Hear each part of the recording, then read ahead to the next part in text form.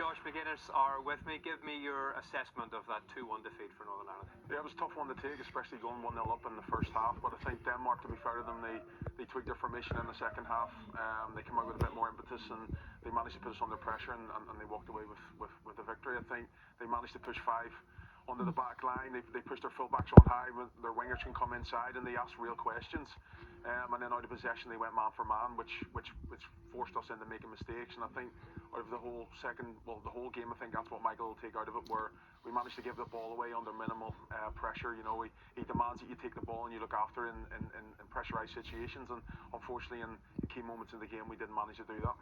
Beaten but positives, Stuart, is that fair? Yeah, defensively I think there's positives to take out of it. They could easily have gone under when it went 2-1. They conceded one straight away again. Obviously VAR ruled it out, but I think defensively they can take a lot of positives from it. I think going forward we just, for me, didn't take enough risk. Weren't good enough on the ball going forward, but that's things to build on.